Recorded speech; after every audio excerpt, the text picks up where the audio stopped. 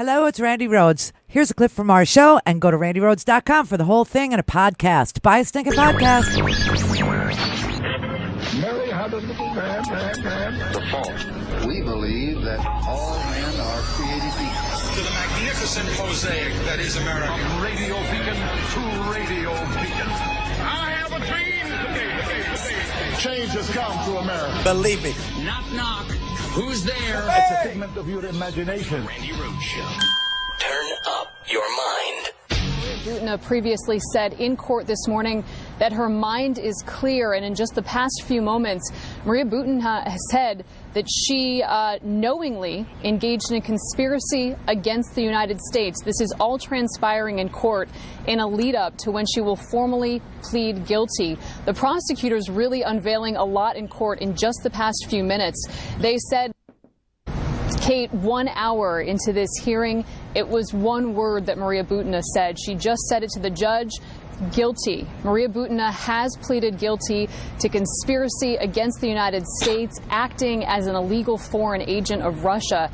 This is all unfolded amid tremendous detail from prosecutors. Prosecutors talking about the fact that Maria Butina started this conspiracy in March 2015. She actually drafted a policy proposal. She called it Description of the Diplomacy Project. And in that proposal, she outlined her plan to act as an official conduit between Russia and the United States, particularly Republican officials or Republican-leaning groups like the National Rifle Association. Prosecutors detailed how she actually received $125,000 from that former Russian bank official, Alexander Torshin, to attend the National Rifle Association conference. They also went into great detail about how Butina wanted to make these connections with Republican officials, influential political leaders. So all of this, Kate, being laid out in court, but the most important thing happening just moments ago, Maria Butina pleading guilty to conspiracy against the United States. And Kate, she could face up to 5 years in prison. That will be determined at a later sentencing. She's going to be in jail until that sentencing. And then after she serves her prison time, whatever it may be, she likely will be deported back to Russia. Oh boy, oh boy. And we have another thread. None of this is normal, okay? Could I just tell you that? None of it is normal. All right, so here is the statement of offense. This is what Maria Butina pled guilty to today. And I told you she's more important than you think. So is Papadopoulos. I mean, there are some, players in this soap opera of, it should be called Defrauding the United States, because there was a whole conspiracy to do that. Many players, as you know, each one had their wheelhouse in which they were operating. Bannon and Breitbart, and there was a whole media thing, the PSYOPs part of it, right. And then you had the money part, NRA, Butina, Torshin. There's soon going to be a Saudi part. A Saudi part is going to freak you out. That's going to have Jared in it. That's going to have Junior in it. That's going to have Ivanka in it. That's going to have, a lot of people in it, the Saudi part. and Eric Prince and George Nader and Michael Flynn. The Saudi part. I don't know if you're ready for that part, but like I said, there's multiple groups of people doing multiple things in order to defraud the United States. And in order to do that, that's a violation of law. They had to break other laws. One of the laws that appears to have been broken here is, again, the Foreign Agent Registration Act. She never told anybody in the United States, let alone the State Department, when she was applying for a student visa to go to Howard's alma mater, American University over there in Washington, at Ward Circle. I used to live right there. She didn't tell anybody what she was doing here. And this plan and this plot had begun long ago. See, she got here in 2015. But Alexander Torshin, who paid the bills for her, who helped her get here, who put her in touch with, this Paul Erickson dude, who, by the way, Paul Erickson has gotten a target letter from Robert Mueller. A target letter means an indictment is coming. And he helped this woman defraud the United States. He introduced her to everybody. He gave her background information on every politician, how important they were, how to get to them, what their interests were. I mean, it was like they had dossiers on every Republican politician. Now, why is Butina so important to me? Because what's important to me is this GOP that has made so many freaking excuses for all the crap that this president had done. All of it. I mean, they just keep defending. And everybody was, is sitting here going, why are they defending? Why are they defending? Because they're complicit. They're implicated. They were present. They know who this woman is. They traveled to Russia at the behest of Maria Butina's stupid gun rights group, which had 2 people in it. They knew what they were doing. This is just the most obvious place to connect the dots between the GOP, their complicity, money, trips they got to. Yeah, it's just so sad. In this particular case, there's individuals, not the president, who have been accused of crimes, who have pled guilty to crimes, and this is part of their sentencing process. There's no reason to not stand by anybody in this moment. There are pleadings, there are cases, there are evidence. We're going to wait for all of it to be out there, and I would caution everyone to wait for all of it to be out there until you make judgment. Your judgment may not change. There are thousands and thousands of rules. It's incredibly complicated, campaign finance. We have to decide whether or not really criminal penalties are the way we should approach criminal finance. Is this something bigger? Is this a campaign finance violation, which would obviously, I don't think, be anywhere near impeachable? It's just like a lot of other things that we've done in Washington. We've over-criminalized campaign finance. Does it bother you, these crimes that he allegedly was involved in, the president? That doesn't bother you? No, because I don't think he was involved in crimes. But even then, you can make anything a crime under the current laws. The question is then whether or not this so-called hush money is a crime. We have to get all the facts, and I'm going to wait. I think until there's more evidence produced, charges filed, those sorts of things, I think we just need to keep our powder dry. I can't imagine basing any kind of prosecution on the word of Mr. Cohen. I don't think anyone would consider that to be a campaign contribution. To me, if you have a wife, you have a family, you want to protect your reputation, it would be common, unfortunately, to have to pay somebody off. It's a form of blackmail. And again, this has been done in the past. To look upon that as an illegal campaign contribution, to me, is stretching the law so far. If Schiff is taking this beyond to go forward and say there's a impeachable offense because of a campaign finance problem, there's a lot of members in Congress who would have to leave for that same place. Okay, so there you have the GOP in complete and utter denial. They're not in denial. They know. They're just protecting their own complicity, okay? Everybody wonders, why are they doing this? Why are they? Because they were complicit, and here's the link, okay? Here is the statement of offense that Maria Butina pled guilty to today. And this is just a smidge. Okay, this is a smidge which is stipulated at the beginning of this agreement. It says, pursuant to the federal rules of criminal procedure, the United States and defendant Maria Butina.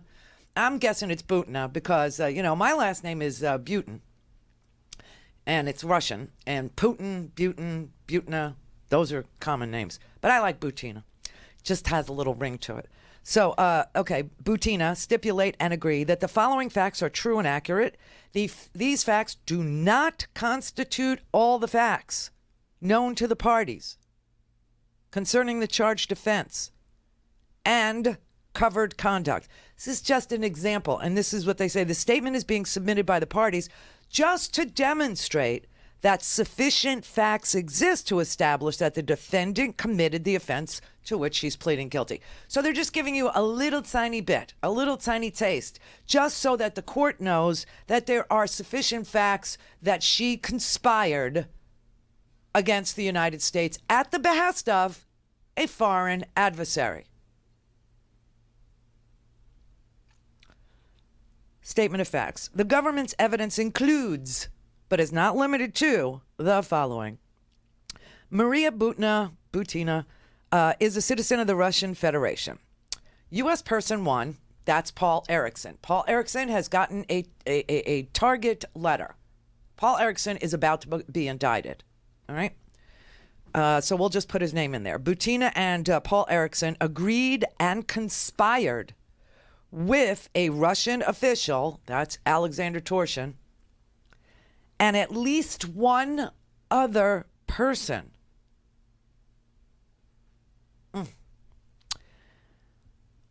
For Butina to act in the United States under the direction of Alexander Torshin without prior notification to the Attorney General. Russian official Torshin has served as the deputy governor of the Russian Central Bank since at least 2015. Well, coincidentally, that is the year that they brought her here. He previously served as the first deputy chairman of the Federation Council of the Russian Federation. It's like a Senate Majority Leader is what that is. Butina knows Alexander Torshin. With Paul Ericsson's assistance and subject to Torshin's direction, Butina sought to establish unofficial lines of communications with Americans having power and influence over U.S. politics. Butina sought to use those unofficial lines of communication for the benefit of Russia, acting through Alexander Torshin. In furtherance of the conspiracy, Butina drafted a proposal in March of 2015, which is when she got here, titled Description of the Diplomacy Project. In it, Butina downplayed the possibility of influencing U.S. foreign policy towards Russia through official channels. She criticized government unwillingness to compromise with Russia. As an alternative, Butina suggested that Russia could use unofficial back channels of communication to the same end. Butina then cast herself as a possible unofficial transmitter of communications between Russia and the United States. Further, Butina opined the circumstances were favorable for building relations with a certain U.S. political party, hereinafter political party number one. The pressure of a name. Who could that be? Oh, God. Butina predicted that the candidate nominated by the GOP would likely win the upcoming U.S. presidential election. Pointing to her recent travel to the United States, her experience, and her attendance at conferences organized by a gun rights group, the NRA, which Butina posited had influence over the GOP. Read, every Republican congressman gets big buku bucks from the NRA. A wholly owned subsidiary of the NRA would be the GOP. And she concludes this just as soon as she gets here. Why? Because previously they had gone to see her in Russia. I'll tell you how that happened. But anyway, Butina stated she had laid the groundwork for a back channel of communication with the next U.S. administration. For example, Butina listed actions she had already taken, including being introduced to the leaders of the GOP as an unofficial representative of Alexander Torshin's. She also identified in her proposal a series of upcoming conferences associated with the GOP that she could use to further her goal. That would be the National Prayer Breakfast. The description of diplomacy project was written by Butina with Paul Ericsson's assistance. Paul Ericsson assisted with the proposal by providing Butina with information about prominent U.S. political figures and a forecast of the upcoming presidential election. Paul Ericsson also assisted by providing information about Vladimir Posner, a Russian media commentator who, as described in Maria Butina's proposal, had served as the unofficial transmitter of the policies of Gorbachev and Boris Yeltsin in the United States. Butina sent a Google-translated version of the proposal to Paul Ericsson once it was drafted, and asked for Paul Ericsson's advice on it, which he agreed to provide. Butina then sent the proposal to Alexander Torshin and others.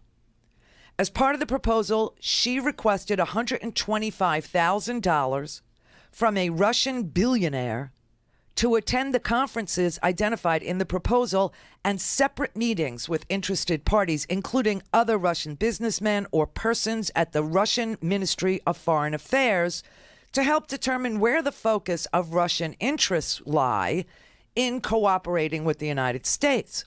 Butina informed Paul Erickson that she was meeting with Alexander Torshin and others about her proposal. Alexander Torshin informed Butina that her proposal would be supported.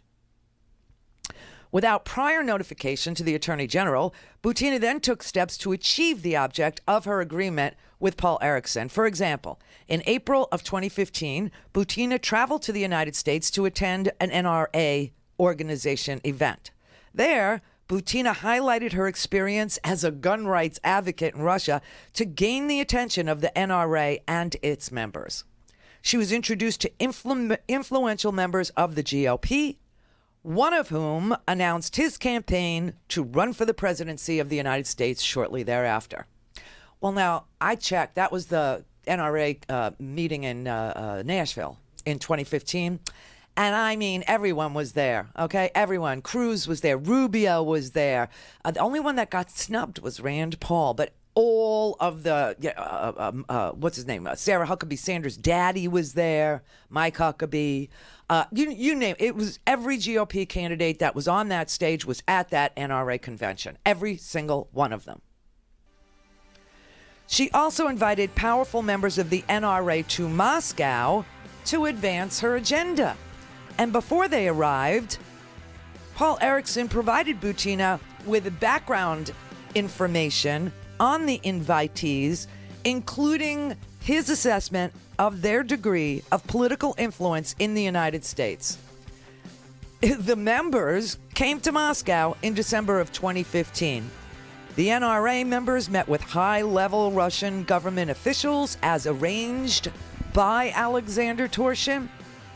Prior to the visit, Butina stressed the importance of a political program as part of the trip and asked Torshin to set up meetings with high-level Russian politicians.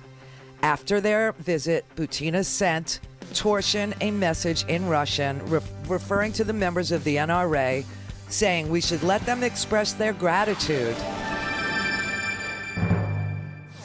All things Randi at RandiRhodes.com. Go for launch. Speaking truth to power, the Randi Rhodes Show. Malcolm, what do you make of Maria Butina? If 2015, if somebody had seen that video, they would have just thought it's some young Russian reporter, some journalist of some sort, asking this candidate a question. Turns out that she was working hard to infiltrate American organizations. Yeah, well, when she asked that question, there were a lot of, eyes raised when you started to scrub her background and figure out where she came from. The organization that she was working for, Right to Bear Arms, was a Russian organization, supposedly a small equivalent with 2 people staffing it. That was the equivalent of the NRA. There is no right to bear arms in Russia. Right. You are not allowed to have any of the weapons that you can have in the United States. You can have a shotgun and a deer rifle, and they are strictly regulated. So when you go backwards and see them creating these networks of social and personal relationships, all you can come up with is that it's got to be an intelligence operation. I wasn't sure whether Butina, and I wrote about her extensively in one of my books, whether she was actually a clandestine service officer with the Russian SVR, which is the agency that's under the FSB, or whether she was an intelligence subcontractor sent out to co-opt all of these middle-aged men with a woman with a gun, which is very seductive here in the United States. Right now, her being held by the FBI indicates she is likely a Russian spy. She is. There's no question, and it's being downplayed. It's just not really front and center, and the Saudi ties aren't front and center either, but that's the next phase. All right, so let me finish. This is just, like I said, this is an example of one of the things, or a couple of the things that she did, just so that the court knows that she's pled guilty to an actual crime of defrauding the United States and FARA violations and things like that she never registered as a foreign agent. But there's much, much more that she is accused of that is not in this document.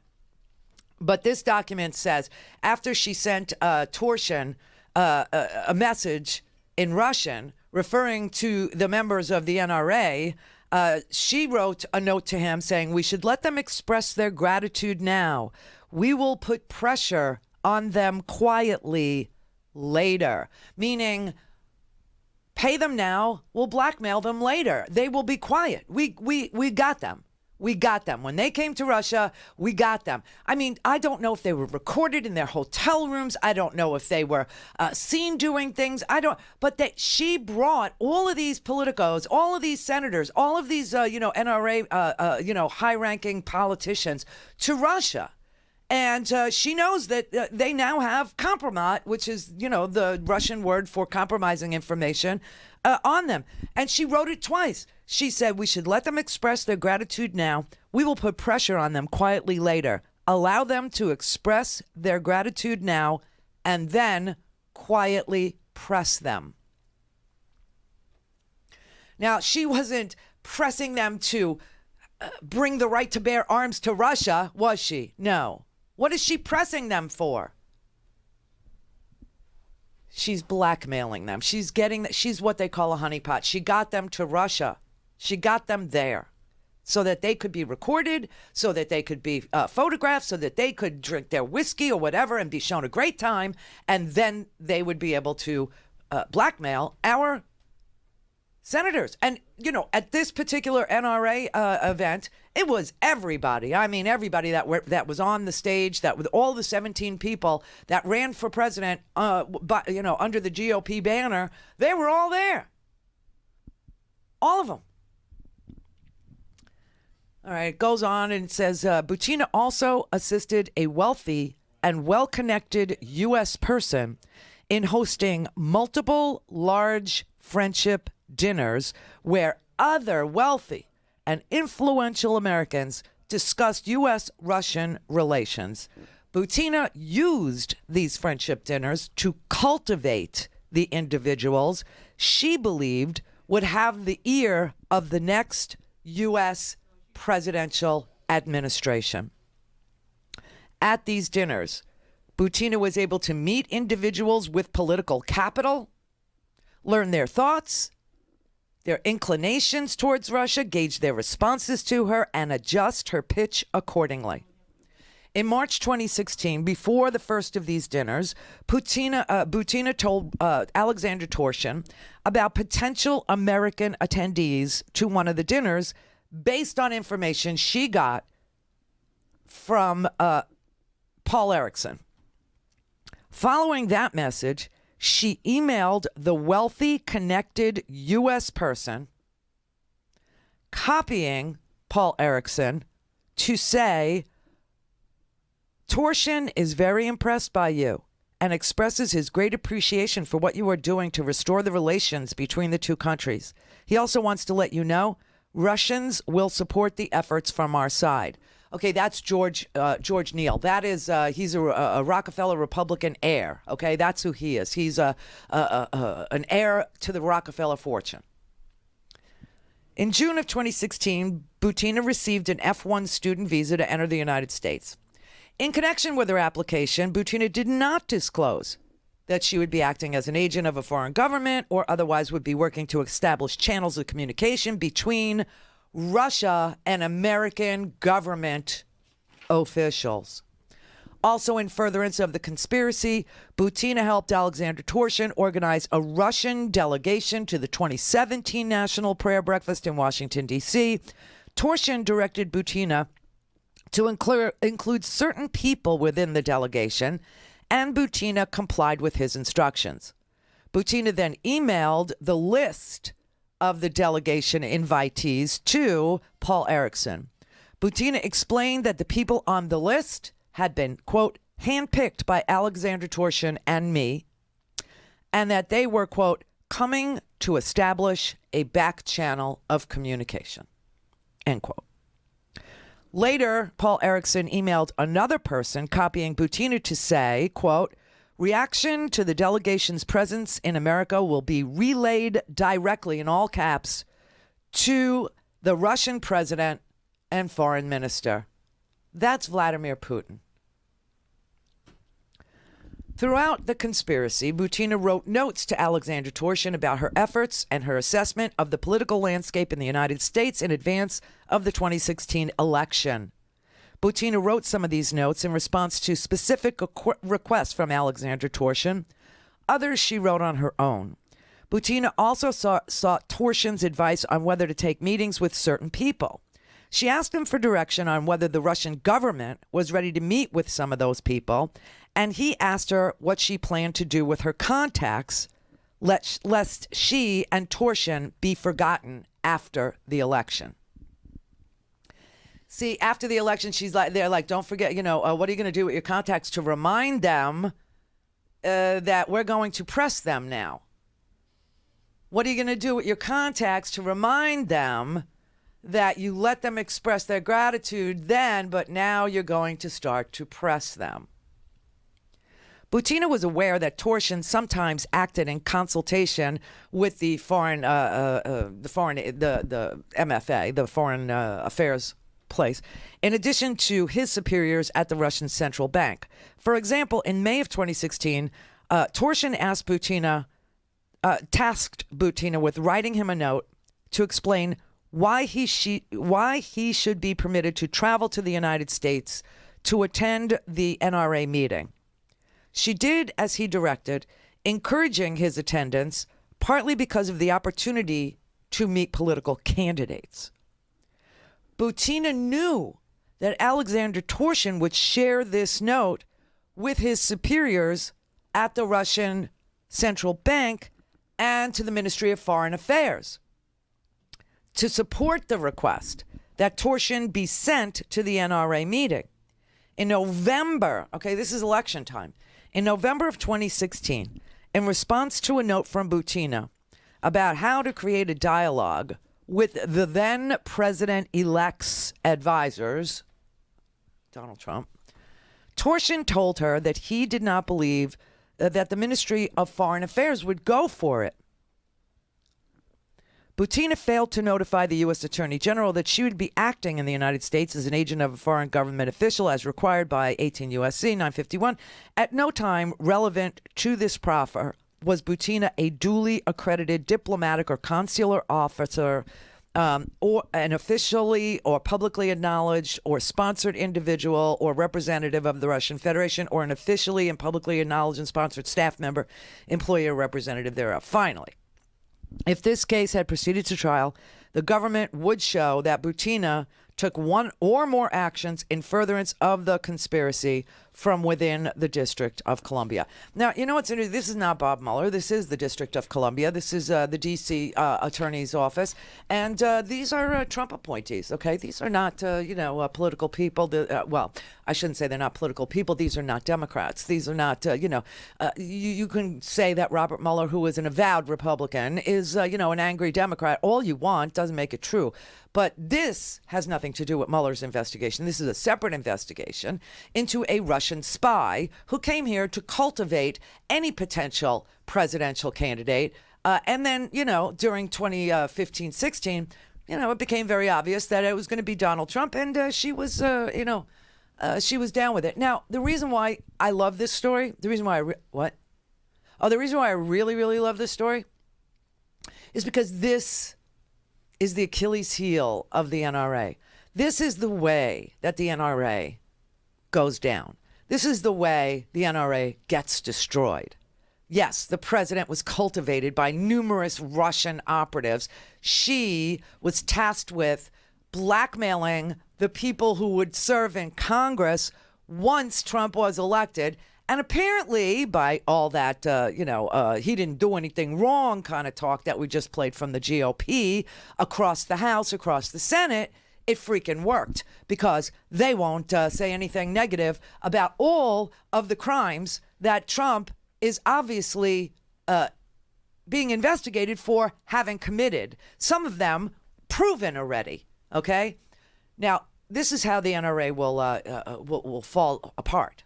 Okay, because you go back in time and you read some other articles and you remember when you start reading the older pieces and even the newer pieces, you start to read that the two Russian operatives who had ties to the National Rifle Association, who were cultivating not just the Trump presidential campaign. See, now we know they were cultivating members of Congress to cover for whatever Trump was going to do with sanctions, whatever Trump's going to do if, Russia is going to invade Ukraine. And they're going to do it like any day now. Any day now. And everybody knows it who pays attention to world military movements. I mean, he's got ground forces on the border right now with Ukraine. He's moving ships. Okay, what did we send? We sent one naval vessel. He took 23 sailors. He still has those guys. No one talks about it. Doesn't even make the news, okay? He's about ready to invade Ukraine, and he's going to be able to do it with impunity because you got a Congress that won't do jack crap, and you got a president who's owned, totally compromised. Now, the NRA has only said that it received $2,500 from Russian sources.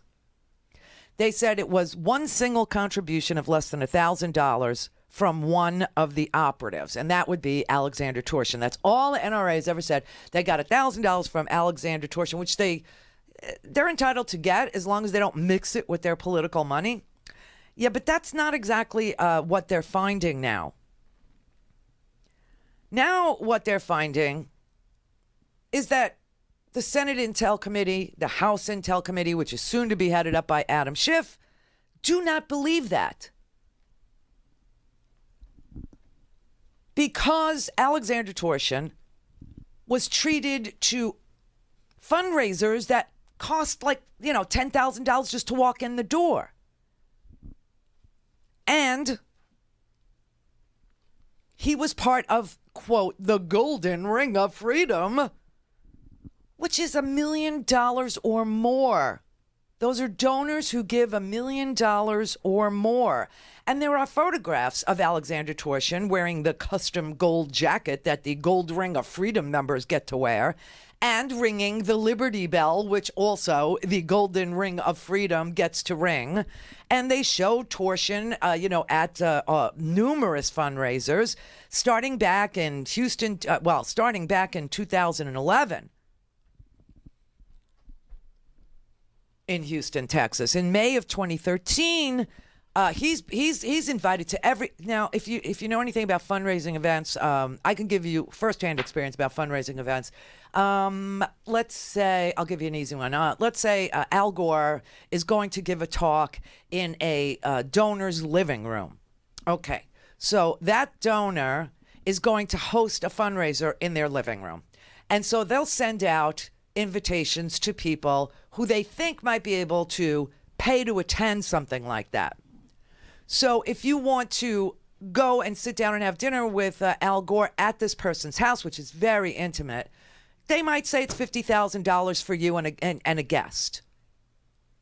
Now, if it's at a conference, they might say you could get to sit at a table far away from Al Gore for $5,000. But if you want to meet and greet with Al Gore, you have to give $7,500. And if you want a private conversation with Al Gore, then it's $10,000 per person. Like that. That's how it works, right? And the same thing with the NRA, right? You get invited to a fundraiser, you have to give money. And Torshin posts photos all over. I mean, just Google it, NRA Alexander Torshin, because now you know who he is, right? There are photos online all over the place. In hotel suites, at a fundraising event, at a fundraising dinner, at a fundraising auction, at a ceremony for the Golden Ring of Freedom, ringing the Liberty Bell, wearing a custom gold jacket.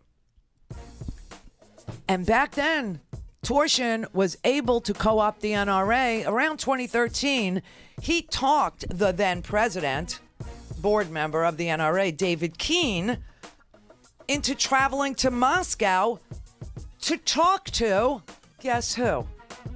Maria Butina's stupid two-person organization, Russia's gun rights, or whatever the stupid thing, Russia's right to bear arms. That's two people, okay? It's not a real thing. There's just no right to bear arms in Russia.